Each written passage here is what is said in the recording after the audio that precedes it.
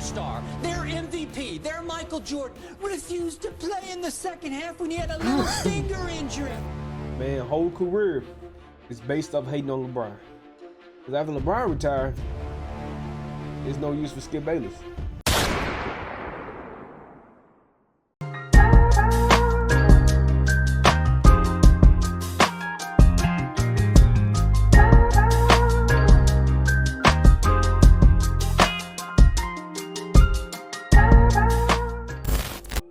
Yo, what it is, what it ain't, YouTube. This your boy, MJT, coming at you with another banger video, man.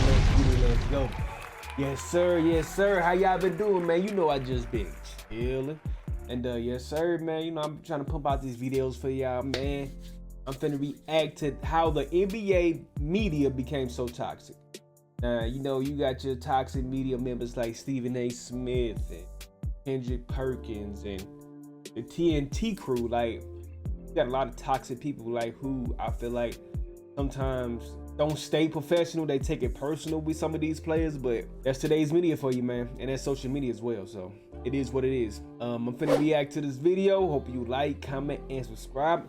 I'm on the road to 2,000 subscribers, man. Keep on supporting me. I appreciate y'all. I love y'all. I'm gonna get into this video. Let's get into it.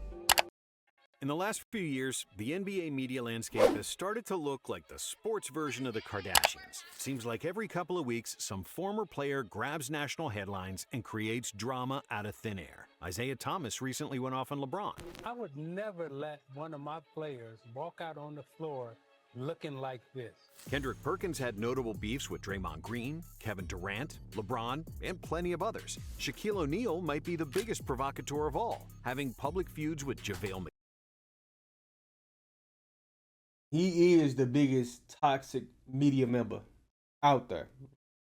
This man made a whole Shaq and a fool against players in today's game. Like, Shaq, and then, bruh, social media, Twitter, he don't got no filter, bruh. He don't know when to stop. He gonna keep on going. Like, Shaq don't know, man. Shaq is Shaq, bruh. Take it or leave it. McGee, I don't watch Shaq McGee. Dwight Howard, Rudy Gobert, KD, Donovan Mitchell. You don't have what it takes to get to the next level. I said it on purpose. I wanted you to hear it. What do you have to say about that? All right. As well as beefing with other analysts like Shannon Sharp. Shaq's colleague on Inside the NBA, Charles Barkley, often shows distaste for the current state of the NBA, bashing the style of play and calling players soft. They don't play every game. They rest. They fly private jets. When I played, we flew commercial. Chuck's recent feud with the Lakers coach J.J. Redick is just the tip of the iceberg, as he's had feuds with Kobe, Bron, and KD, along with many others. Even former players who are not constantly featured on national media find ways to criticize when they appear on various podcasts. Wally Szczerbiak called Tyrese Halliburton a wannabe all-star, completely unprompted. Last chance down 3 for the wannabe all-star. Let me keep it that way. He's in his second year. He's a very good player. He's not going to make the all-star team. Although Halliburton is a much better player than Szczerbiak ever was. No disrespect to the people who come before me, but I don't know. He had a lot to say about me, and I was really like questioning, like, first, who is this? Magic Johnson. Yeah, a lot of people, like I said, I reacted to Tyrese Halliburton video. Go check that out for me. He get hate for no reason. Like, he don't say the wrong things in the media. He don't think he's better than he already is. Like, he don't say he the best player in the NBA. Like, I don't get where the hate is coming from. Man is your prototypical old school point guard, pass first, Steve Nash-esque type point guard who makes everybody around him better. What kind of point guard do you want? I guess it's all about scoring nowadays. It's not about really making your teammates better as a point guard. As long as you get your buckets, then hey, you a superstar. I don't like that. I miss the Chris Pauls, the Steve Nashes, the Jason Kidds, the Magic Johnsons. Them type of point guards I miss. Nowadays, it's all about scoring as a point guard. And that's not a point guard to me. Johnson often finds a way to poke current players, most recently clashing with Anthony Edwards. So I had to just hit him, like, look, man, talk to me when you want something. When Edwards spoke about not wanting to be the face of the NBA, LeBron stood in his defense, citing the trend of negative media coverage. Why do you want to be the face of a league when all the people that that cover our game and talk about our game on a day-to-day basis on everybody. The NBA is the only sports league in the world where former players and media are constantly talking trash about the current players and downgrading the level of the product, even though the skill level in the NBA is the highest it's ever been. Meanwhile, in the NFL, you don't hear Joe Montana going on podcasts and throwing young quarterbacks under the bus. Wayne Gretzky never downplays the current level of hockey in the NHL, and Derek Jeter doesn't talk trash about today's shortstops in Major League Baseball. But why is the NBA so toxic? Why did it become the National Hater League? How did creating drama seem to become the media's main goal, instead of praising the sport and the superstars who push the league forward?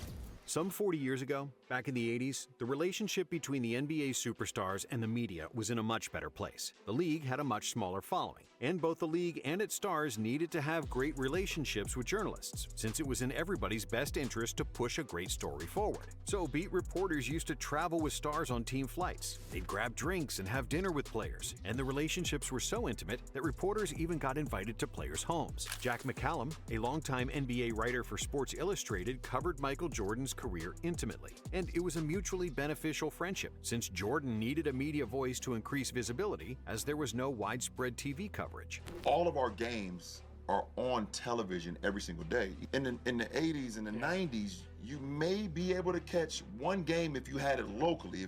If your team had a local broadcast deal, you could catch it. And if not, then you may not see a game once every couple of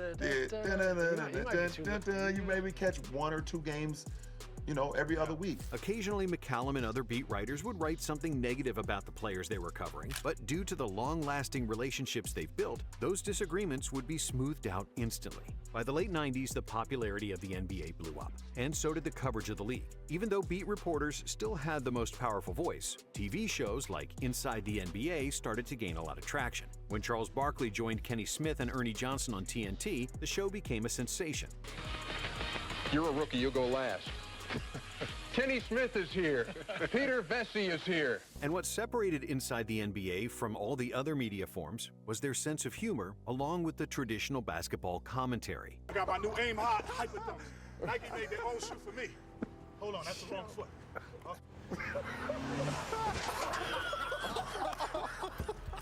And even though the guys on Inside criticized players, Smith and Barkley had all the credibility in the world, since they were both former players, and because they weren't shy of making fun of themselves. And that's my mother's birthday. Happy birthday, Mom. Hey, Early birthday. Your mom's birthday on Halloween? Halloween, man. I'm not even going to touch that. Yeah, you met my mother yesterday. You better be nice. I love your mother. There you go.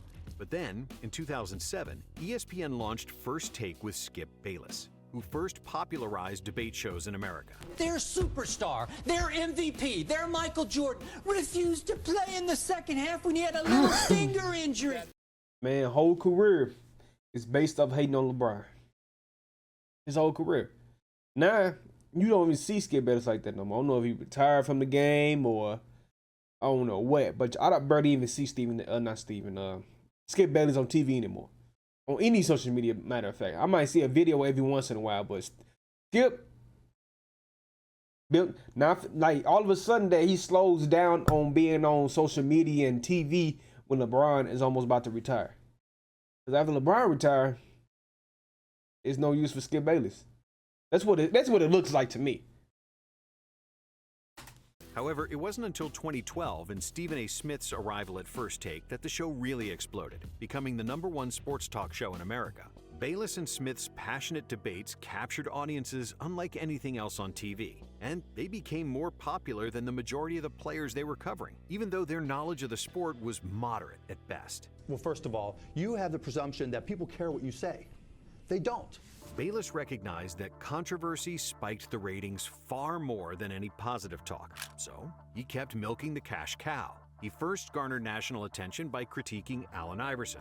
I don't know you, but trust me, I do not hate you.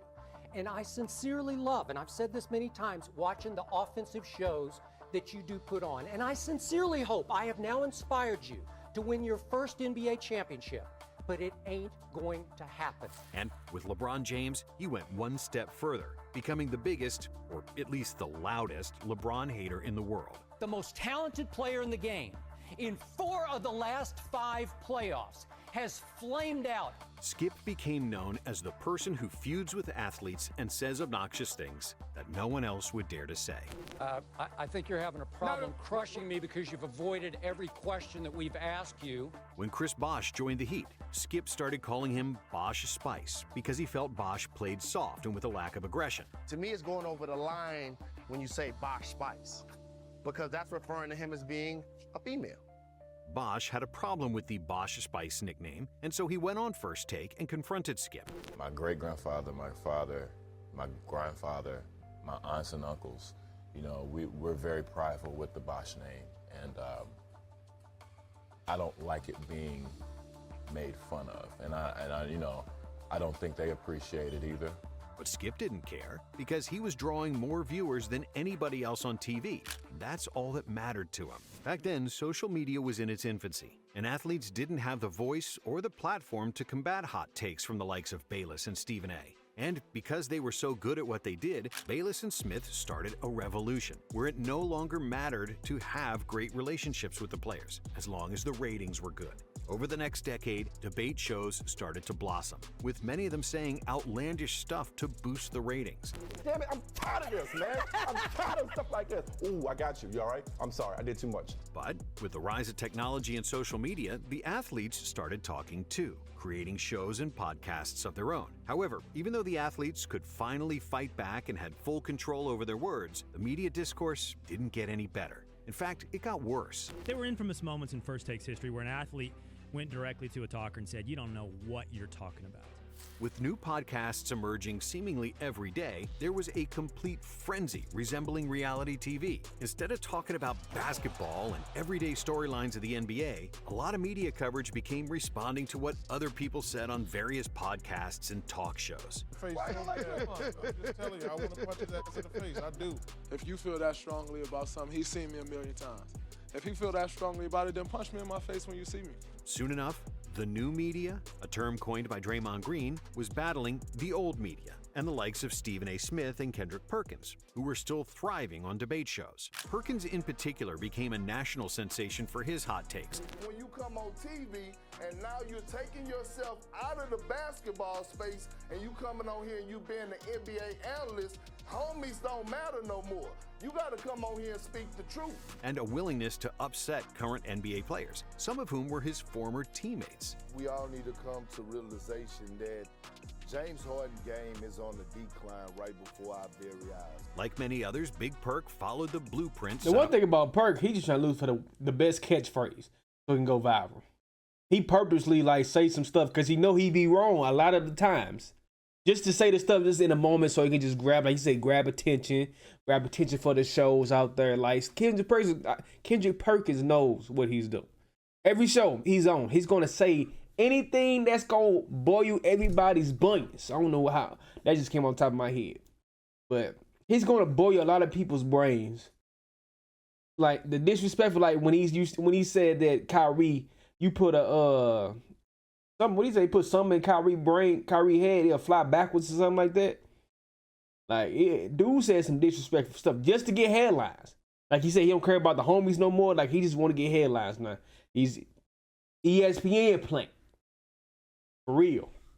Up by Skip Bayless. But since he was a former player and an NBA champion, his voice was arguably even more powerful, and it set up a series of controversies that became national news. Perk had beef with Kevin Durant, calling his move to Golden State the weakest he's ever seen. A few years later, Perk had a feud with Draymond, who didn't hold anything back. Because all these dumb talking heads never done it, they don't understand it. Even the one that has done it don't act like he's done it because he's an idiot and a moron and wasn't really that good of a player.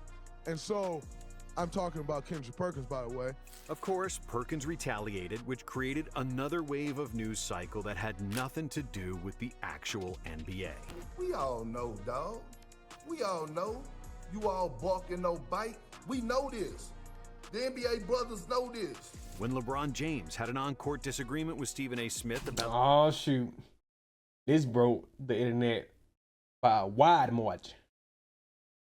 And then Stephen A. couldn't say nothing to him because he's in the public eye now. He's with somebody else on their behalf, so he can't really say what he want to say. LeBron called him lacking.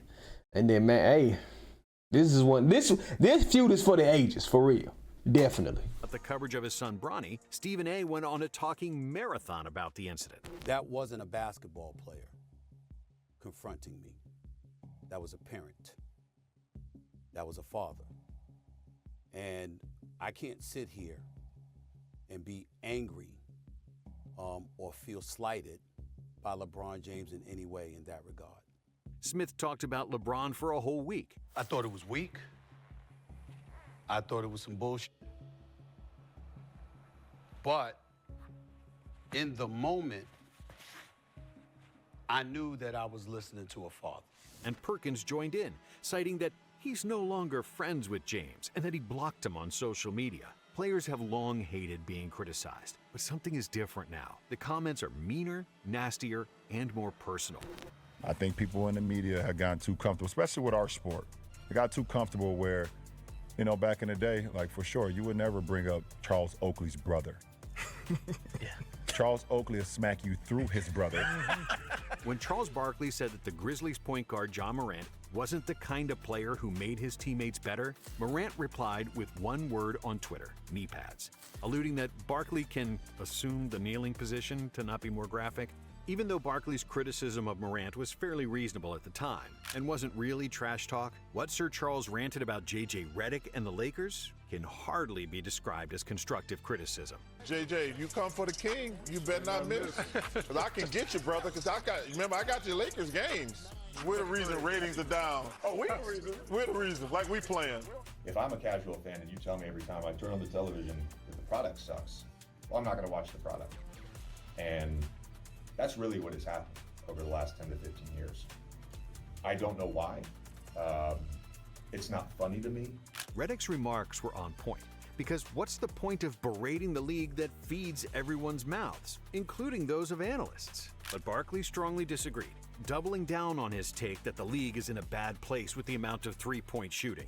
If you're just going to come out and have a three-point shooting contest every night, that's going to turn the average fan off. However, with all the comparisons to old times and that players in the previous eras were better, it's hard to argue with JJ's point. Granted, basketball in the 90s was more physical, and it's the biggest reason why the players from that era think of today's players as soft. But just because the rules allowed guys to punch each other when driving to the basket, it doesn't mean the actual basketball was better. On the contrary, the level of basketball is better than ever, as pretty much every player can dribble, pass, and shoot. Moreover, in today's NBA, it's much harder to play defense because you got to run after the Steph Currys of the world for an entire possession.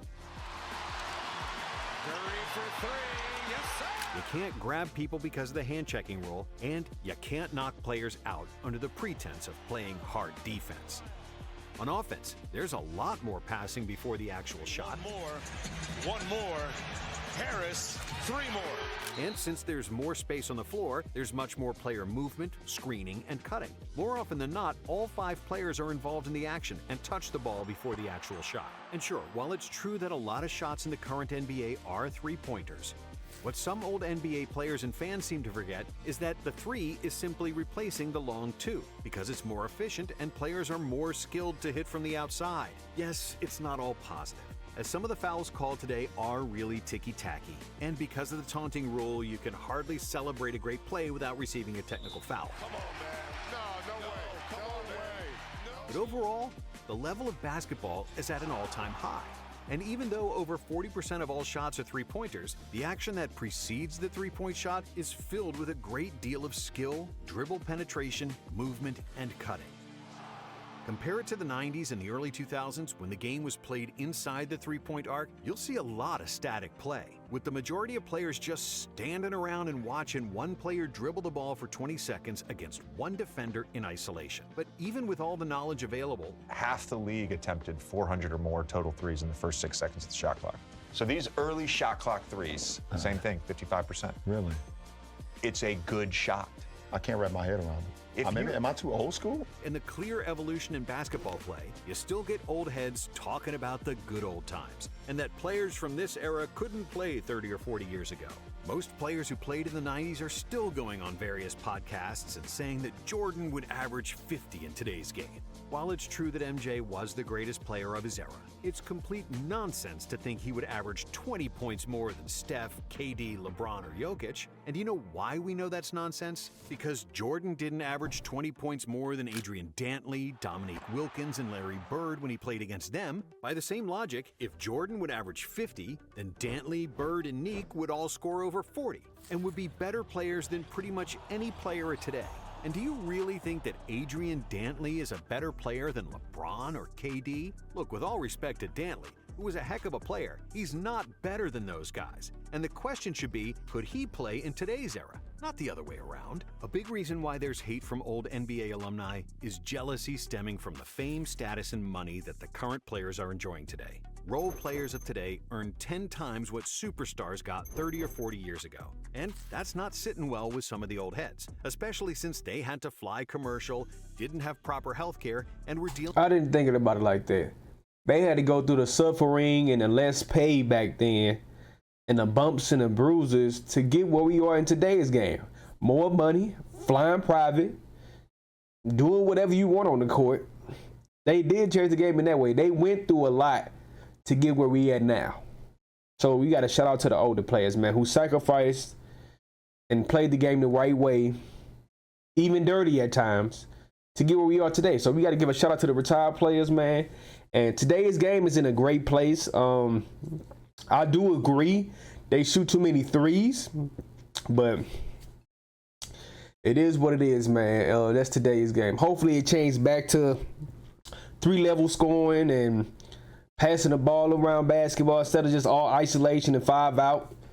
Nobody wants to see that. People want to see actual teams. Like, I don't know if they ran the same plays back then like they do now, but I want to see different plays ran, and just like how Indiana's playing. Indiana's balling right now. They moving the ball, everybody touching it, everybody scoring. I love that type of offense.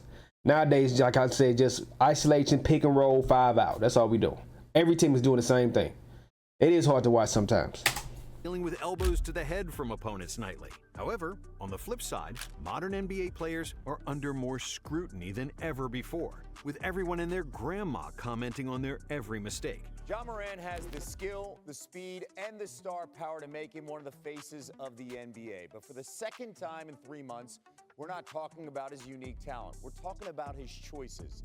In today's media, every shortcoming of a great player too often draws comparisons with the players of old and sparks another hot debate of who was better. If LeBron passes up the opportunity to get a three-point shot, there are great chances that Stephen A. Smith will go on First Take the next day and talk about how LeBron doesn't have a killer mentality and that Jordan would never pass up that shot.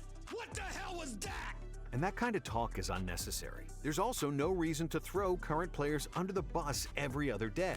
I had Jordan #1, Kobe #2, and I had James Harden at #3, and I was tripping. To be fair, Stephen A., Kendrick Perkins, and Charles Barkley, they're great at what they do.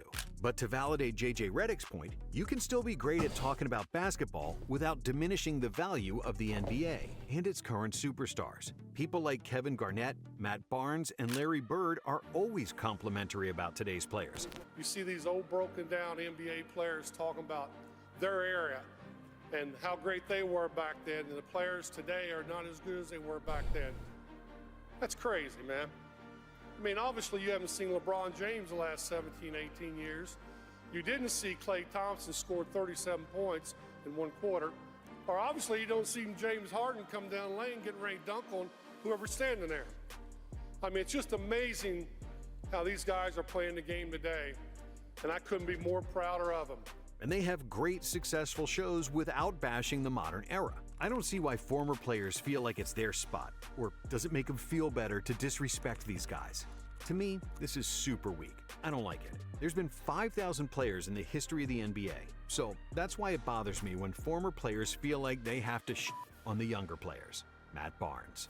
However, in the world we live in, negativity and drama will get more clicks and views than celebrating basketball. That's why, for example, ESPN fired Zach Lowe, who is one of the best analysts in the history of the profession, while Stephen A. Smith has a contract more lucrative than 80% of NBA players. That being said, it's fair to say that the current NBA media ecosystem is flawed, but both sides can still find some form of middle ground.